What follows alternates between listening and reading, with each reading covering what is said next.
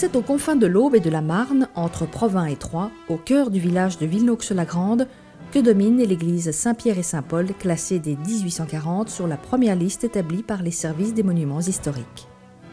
Cette église, récemment restaurée, attendait patiemment la réalisation des verrières destinées à ses 25 baies, complètement détruites lors d'un bombardement aérien le 13 juin 1940. Cette réalisation est devenue possible grâce à la générosité d'un habitant de Villenox, Maurice Boulet, décédé en 1991 en léguant la majeure partie de son patrimoine à la commune pour la restauration d'un vitrail de l'église Saint-Pierre et Saint-Paul. Forte de ce legs, la municipalité de Villenox-la-Grande a obtenu le concours de l'État, de la région Champagne-Ardenne, du département de l'Aube et de Gaz de France pour lancer l'opération de restauration.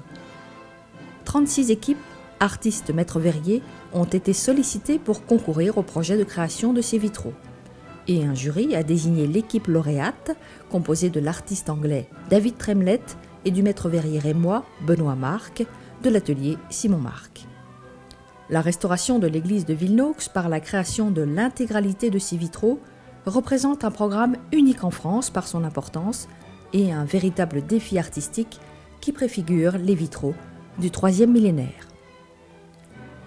L'atelier Simon Marc est l'héritier d'une dynastie de maîtres verriers rémois. C'est une longue tradition familiale qui s'est poursuivie grâce aux travaux de restauration de la cathédrale de Reims. Dès 1957, Brigitte Simon et Charles Marc, son époux, réalisent les vitraux de Villon, Poliakoff, Braque ou encore Chagall. Benoît Marc représente aujourd'hui la 12e génération de maîtres verriers. Avec son épouse Stéphanie, ils reprennent en 1981 la tradition familiale, restaurant des ensembles de vitraux tout en se consacrant à la création de vitraux contemporains comme ceux de David Tremlett, par exemple, à Villenox.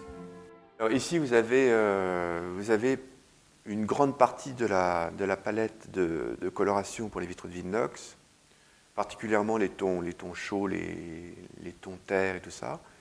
Et on voit donc les échantillons de tous les verres que nous avons commandés spécialement à la Verrerie de Saint-Just-sur-Loire.